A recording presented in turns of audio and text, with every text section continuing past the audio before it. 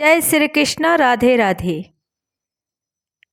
आप सभी का स्वागत है हमारे YouTube चैनल किशन कन्हैया में। आप सभी का दिन शुभ और मंगलमय हो और भगवान श्री कृष्णा जी और राधा रानी की कृपा आप सभी पर सदा बनी रहे। आप सुनेंगे मार्क्सिस मास महात्म्य का अध्याय 10।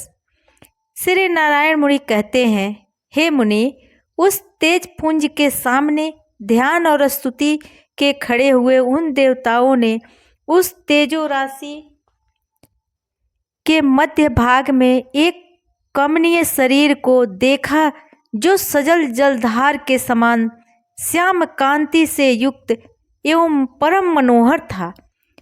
उसके मुख पर मंद मंद मुस्कान की छटा छा रही थी। उसका रूप परमानंद जनक तथा त्रिलोकी के मन को मोह लेने वाला था। उसके दोनों गालों पर मकर आकार कुंडल जगमगा रहे थे। उत्तम रत्नों के बने हुए उसके चरण बंदों की बड़ी शोभा हो रही थी। उसी तेज पुंज में देवताओं ने मनोहर अंग वाली श्री राधा को भी देखा। वे मंद मंद मुस्कुराहट के साथ अपनी ओर देखते हुए प्रियतम को तिरछी चितवन से निहार रही थी। उन श्रेष्ठ परमेश्वर और सुंदरी परमेश्वरी का ध्यान करके सब देवताओं को बड़ा आश्चर्य हुआ। उनके संपूर्ण मनोरथ पूर्ण हुए। अतः अब उन देवताओं ने पुनः भगवान की स्तुति आरंभ की। ब्रह्मा जी बोले, परमेश्वर, मेरा चित्त रूपी भ्रमर आपके चरणाविंद में निरंतर प्रेम भक्ति पूर्वक भ्रमण करता रहे। शांति रूपी औषध देकर मेरे जन्म मरण के रोग से रक्षा कीजिए तथा मुझे सुदृढ़ एवं अत्यंत परिपक्व भक्ति और दास भाव दीजिए। भगवान शंकर ने कहा, प्रभु, भव सागर में डूबा हुआ मेरा चित्त रूपी मत्स्य सदा ही इस घोर संसार रूपी कूप के चक्कर में लगाता रहता है। सृष्टि और संहार यही इसका अत्यंत निंदनीय विषय है। आप इस विषय को दूर कीजिए और अपने चरणार बिंदों की भक्ति दीजिए। धर्म बोले, मेरे ईश्वर, आपके आत्मीय जनों के साथ मेरा सदा समागम होता रहे, जो विषय रूपी बंधन को काटने के लिए तीखी तलवार का काम देता है तथा आपके चरणा बिंदु में स्थान दिलाने का एकमात्र ही हेतु है। आप जन्म जन्म में मुझे अपने चरण बंदों की भक्ति प्रदान कीजिए। भगवान नारायण कहते हैं, इस प्रकार स्तुति करके पूर्ण मनोरथ हुए वे तीनों देवता कामनाओं की पूर्ति करने वाले श्री राधा वल्लभ के सामने खड़े हो गए। देवताओं की यह स्तुति सुनकर कृपा निधान श्री कृष्ण की मुख अरविंद पर मंद मुस्कान खिल उठी। वे उनसे हित कर एवं सत्य वचन बोले। श्री कृष्ण जी ने कहा, तुम सब लोग इस समय मेरे धाम में पधारे हो, यहाँ तुम्हारा स्वागत है। शिव के आश्रय में रहने वाले लोगों का तो कुशल पूछना उचित नहीं है।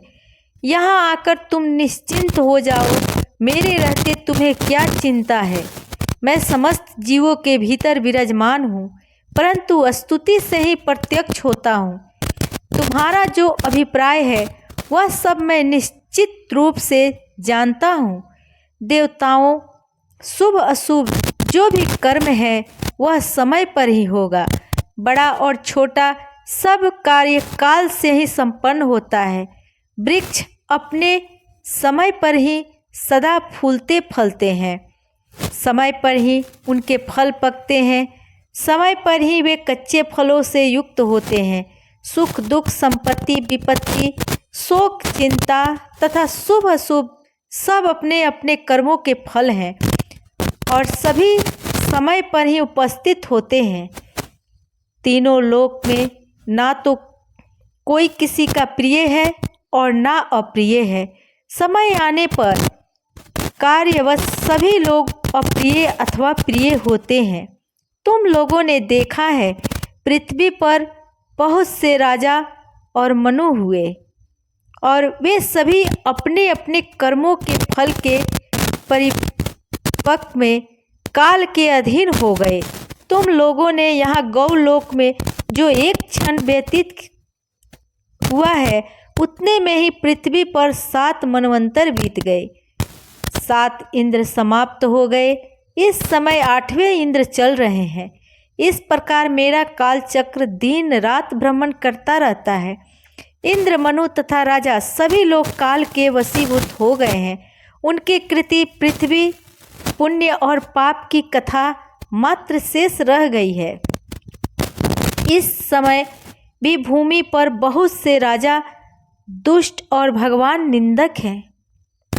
उनके बल और पराक्रम महान है, परंतु समय अनुसार वे सब के सब कालांत के ग्रास हो जाएंगे। यह काल इस समय भी मेरी आज्ञा से उपस्थित है। वायु मेरी आज्ञा मानकर ही निरंतर बहती रहती है। मेरी आज्ञा से ही आग जलती और सूर्य तपते हैं। देवताओं, मेरी आज्ञा से ही सब शरीरों में रोग निवास करते हैं। समस्त प्राणियों में मृत्यु का संचार होता है तथा वे समस्त जलधार वर्षा करते हैं। मेरे शासन से ही ब्राह्मण में तपोधन, तपस्या में ब्रह्म ऋषि, ब्रह्म में योगी, योग में निष्ठा रखते हैं।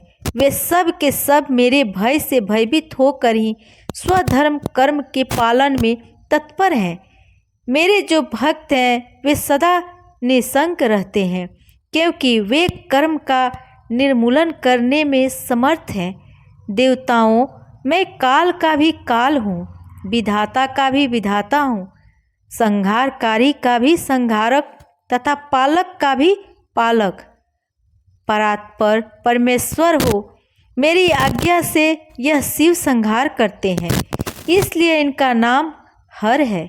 तुम मेरे आदेश से सृष्टि के लिए रहते हो, इसलिए विश्व सृष्टा कहलाते हो और धर्म देव रक्षा के कारण ही पालक कहलाते हैं। मैं भक्तों का प्राण हूँ और भक्त भी मेरे लिए प्राणों के समान हैं। जो नित्य मेरा ध्यान करते हैं उनका मैं दिन रात स्मरण करता हूँ।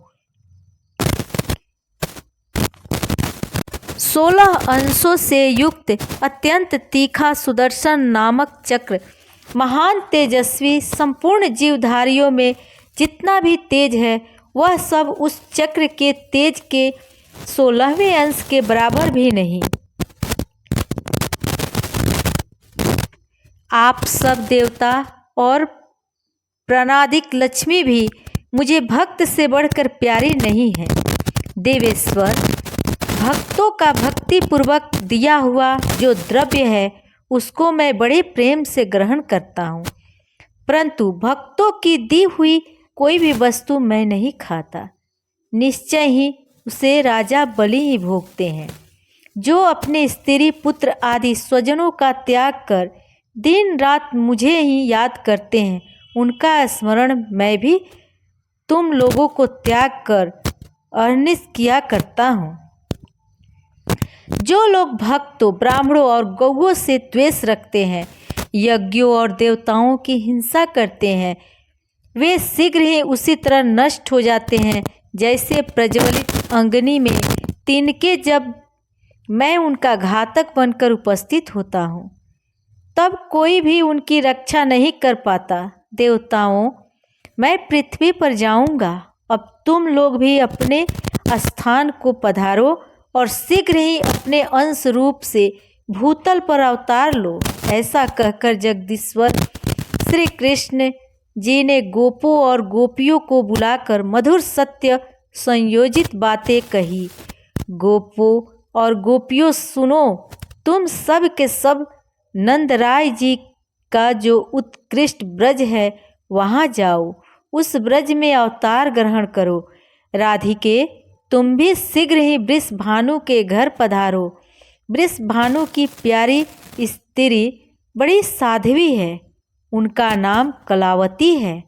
वे सुबल की पुत्री हैं और लक्ष्मी के अंश से प्रकट हुई हैं। वास्तव में वे पितरों की मानसी कन्या हैं तथा नारियों की धन्या और मान्या समझी जाती हैं। पूर्व काल में दुर्वासा के श्राप से उनका ब्रजमंडल में गोप के घर में जन्म हुआ है। तुम उन्हीं कलावती की पुत्री होकर जन्म ग्रहण करो। अब शीघ्र नंद ब्रज में जाओ। हे कमला, मैं बालक रूप से वहाँ आकर तुम्हें प्राप्त करूँगा। हे राधे, तुम मुझे प्राणों से भी अधिक प्यारी हो और मैं भी तुम्हें प्राणों से भी बढ़कर प्यारा हूँ। हम दोनों का सब कुछ भी एक दूसरे से भिन्न नहीं है। हम सदैव एक रूप हैं। मुनि यह सुनकर श्री राधा प्रेम से विफल होकर वहाँ रो पड़ी और अपने नेत्र चकोर द्वारा श्री हरि के मुख चंद्र की सौंदर्य सुधा का पान करने लगी। गोपों और गोपियों, तुम भूतल पर श्रेष्ठ गोपों की शुभ घर घर में जन्म लो। श्री कृष्ण की यह बात पूरी होते ही वहाँ सब लोगों ने देखा एक उत्तम रथ वहाँ आ गया।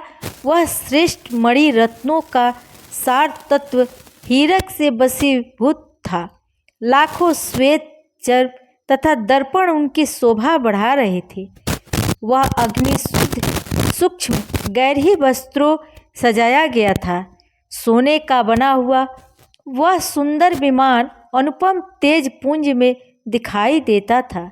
सैकड़ों सूर्य के समान प्रकाश फैल रहा था तथा उस विमान पर बहुत से श्रेष्ठ पार्षद बैठे हुए थे। उस विमान में एक श्याम सुंदर कामनीय पुरुष दृष्टि गोचर हुआ, जिनके 4 हाथों में शंख चक्र गदा और पद शोभा पा रहे थे। उन श्रेष्ठ पुरुष ने पीताम्बर पहन रखा था। उनके मस्तक पर किरीट, कानों में कुंडल और वक्ष स्थल पर बनमाला शोभा दे रही थी। उनके श्री अंग चंदन, अंगुरु, कस्तूरी तथा केसर के अंग राग से अलंकृत थे।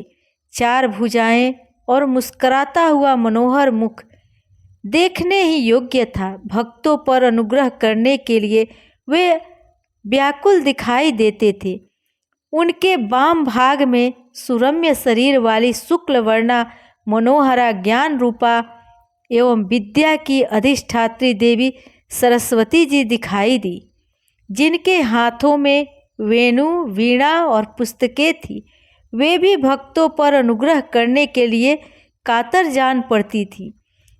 उन महानारायण के दाहिने भाग में शरद काल की चंद्रमा सी प्रभा तथा तपाए हुए स्वर्ण की भांति कांस्य प्रकाशमान परम मनोहरा और रमणीय देवी लक्ष्मी दृष्टि गोचर हुई, जिनके मुखारविंद पर मंद मुस्कान खेल रही थी।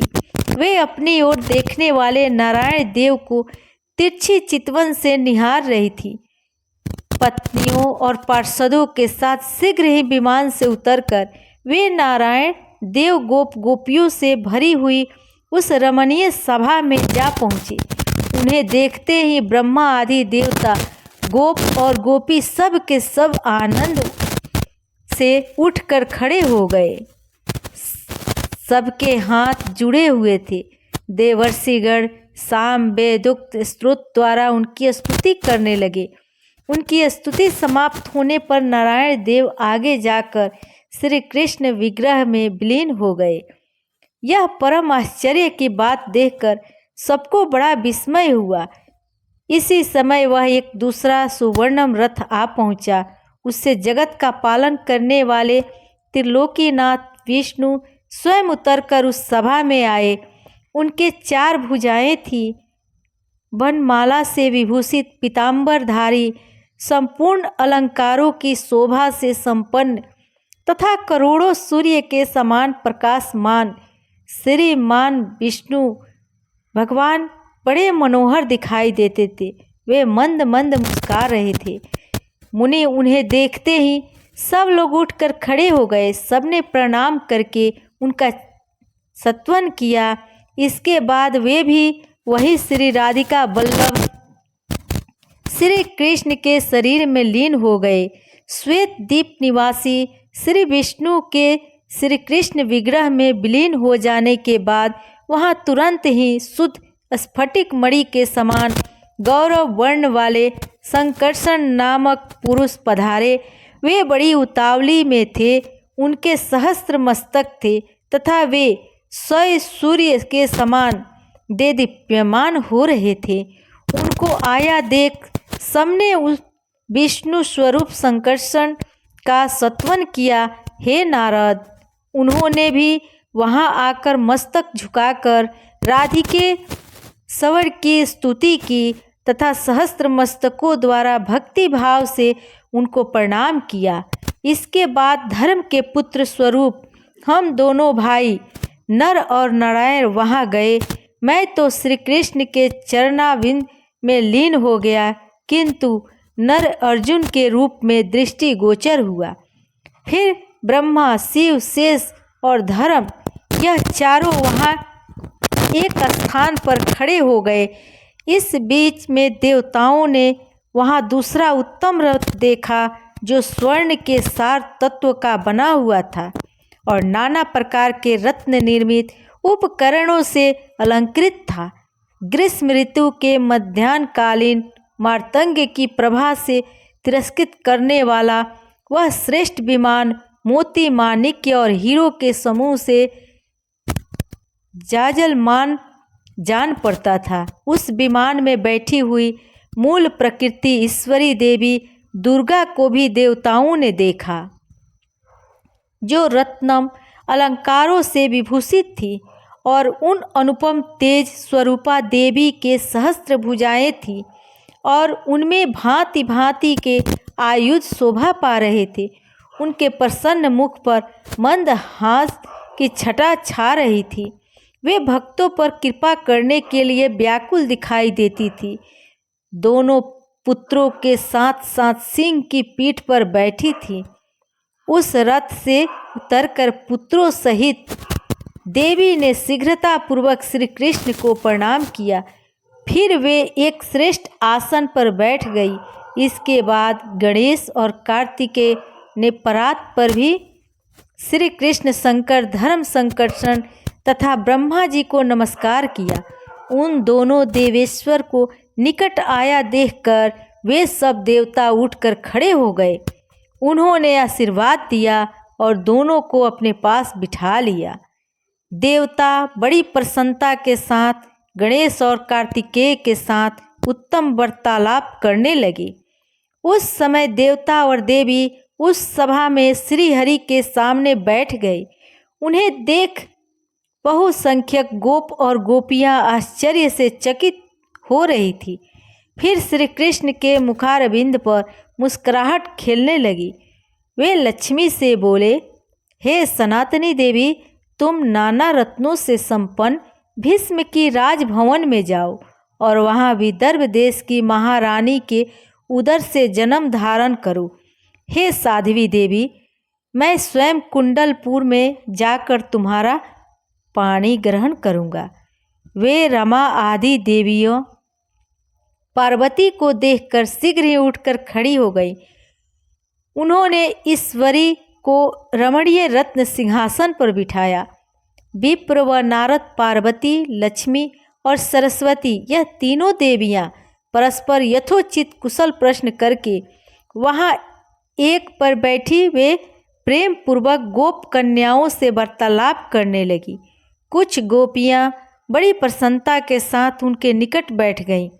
इसी समय जगदीश्वर श्री कृष्ण ने वहाँ पार्वती से कहा, सृष्टि और संहार करने वाली कल्याणमयी महामाया स्वरूपणी देवी शुभे, तुम अंश रूप से नंद के ब्रज में जाओ और वहाँ नंद के घर यशोदा के गर्भ में जन्म धारण करो। मैं भूतल पर गांव-गांव में तुम्हारी पूजा करवाऊंगा। समस्त भूमंडल में नगरों और वनों में मनुष्य वहाँ के अधिष्ठात्री देवी रूप में भक्ति भाव से तुम्हारा पूजा करेंगे और आनंद पूर्वक नाना प्रकार के द्रव्य तथा दिव्य उपहार तुम्हें अर्पित करेंगे। शिवे, तुम ज्यों ही भूतल का स्पर्श करोगी त्यों ही मेरे पिता वासुदेव यशोदा की सूतिकागार में जाकर मुझे वहाँ स्थापित कर देंगे और तुम्हें लेकर चले जाएंगे।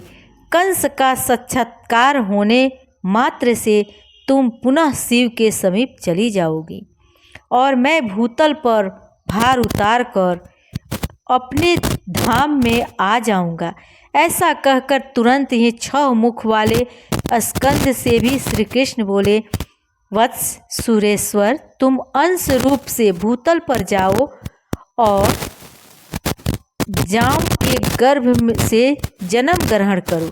सब देवता अपने अंश से शरीर पर जाएं और जन्म ले। मैं निश्चय ही पृथ्वी का भार हरण करूँगा। हे नारद, ऐसा कहकर राधिका नाथ श्रेष्ठ सिंहासन पर बैठे। फिर देवता देवियों गोप और गोपियाँ भी बैठ गई। इसी बीच में ब्रह्मा जी श्री हरि के सामने उठकर खड़े हो गए और हाथ जोड़कर विनय पूर्वक उन जगदीश्वर से बोले, ब्रह्मा जी ने कहा, प्रभु इस सेवक के निवेदन पर ध्यान दीजिए। महाभाग्य कीजिए कि भूतल पर किसके लिए कहाँ स्थान होगा। स्वामी ही सदा सेवकों का भरण पोषण और उद्धार करने वाला है। सेवक वही है जो सदा भक्ति भाव से प्रभु की आज्ञा का पालन करता है। कौन देवता किस रूप से अवतार लेंगे, देवियाँ भी किस कला से अवतार लेंगी, भूतल पर कहाँ किसका निवास स्थान होगा और किस नाम से ख्याति प्राप्त करेगा। ब्रह्मा जी की यह बात सुनकर जगदीश्वर श्री कृष्ण ने इस प्रकार उत्तर दिया। श्री कृष्ण जी बोले, ब्रह्मा किसके लिए जहाँ स्थान होगा वह विधिवत बता रहा हूँ। सुनो, कामदेव रुक्मिणी के पुत्र होंगे तथा सरस के घर में जो छाया रूप में स्थित है वह सती मायावती के नाम से प्रसिद्ध रति उनकी पत्नी होंगी। तुम उन्हीं रुक्मिणी नंदन प्रद्युम्न के पुत्र होंगे और तुम्हारा नाम अनिरुद्ध होगा। भारती शोणितपुर में जाकर वाणासुर की पुत्री होंगी। जगदीश्वर अनंत देवकी के गर्भ से आकृष्ट होकर रोहिणी के गर्भ में जन्म लेंगे। माया द्वारा उस गर्भ का संकर्षण होने से उनका नाम संकर्षण होगा। सूर्य तनया यमुना गंगा के अंश के साथ भूतल पर कलिंदी नाम वाली पटरानी होंगी। तुलसी आधे अंश से राजकन्या लक्ष्मणा के रूप में अवतार होगी। वेद माता सावित्री नग्नजीत की पुत्री सती सत्या के नाम से प्रसिद्ध होगी। वसुधा सत्यभामा और देवी सरस्वती सेव्य होगी। रोहिणी राज्य कन्या मित्रविंदा होंगी। सूर्य पत्नी संज्ञा अपनी कला से जगत गुरु की पत्नी रत्नमाला होंगी। स्वाहा एक अंश से सुशीला के रूप में अवती होगी और रुक्मिणी आदि 9 स्त्रियां होंगी। अगले अध्याय में आप जानेंगे किस प्रकार भगवान श्री कृष्ण ने अन्य देवताओं को अलग अलग रूप धारण करने को कहा। अब आप सुनिए श्री कृष्ण चालीसा। पंसी शोभित कर मधुर नील जलद तन श्याम अरुणधर जनुबिंब फल नयन कमल अभि पूरन इंदु अरविंद मुख पीतांबर शुभ साज मोहन मदन छवि कृष्ण। जय यदुनंदन जय जगवंदन जय वासुदेव देवकी नंदन जय जसोदा सुत नंद दुलारे जय प्रभु भक्तन के दृक्तारे जय नट नागर नागनथैया कृष्ण कन्हैया धेनु चरैया पुनि नख पर प्रभु गिरिवर धारो आओ दीनन कष्ट निवारो बंसी मधुर अधर धरि टेरो पूर्ण होय आराधन मेरो आओ हरि पुनि माखन चाखो आज लाज भारत की राखो ललित कपोल चिबुक अरुनारे मृदु मुस्कान मोहनि डारे राजीव नयन पाठशाला मोर मुकुट वैजंती माला कुंडल श्रवण पीत पट आछे किंकिणी काछनी काछे।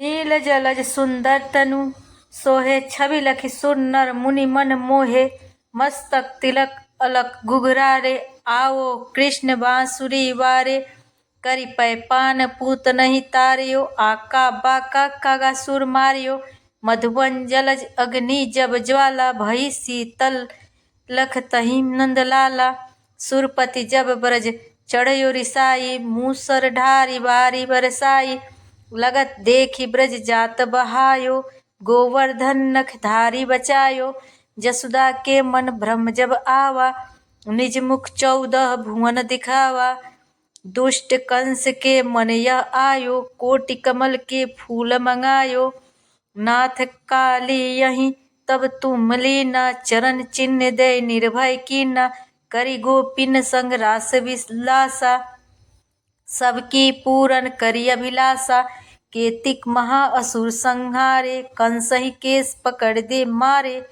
मात पिता की बंदी छुड़ाई उग्रसेन कह राजदी वाई माँ मही से मृतक छहो सुत लाए मातु देव की मन सुख छाए भौमासुर मुर दैत्य संहारी लाए 10 सहस कुमारी भीम हिम दे तृण चीर संहारा जरासंध राक्षस को मारा असुर बाकासुर आदिक मारे भक्तन के सब कष्ट निवारे दीन सुदामा के दुख टारे तंदुल 3 मुट्ठी मुख डारे प्रेम ते साग विदुर घर मांगे दुर्योधन के मेवा त्यागे लखो प्रेम की महिमा भारी ऐसे श्याम दीन हितकारी भारत में पारथ रथ हाके लिए चक्र कर नहीं बल था के गीता जी के ज्ञान सुनाए भक्तन हृदय सुधा बरसाए कृष्ण कृपा सारे दुख बीते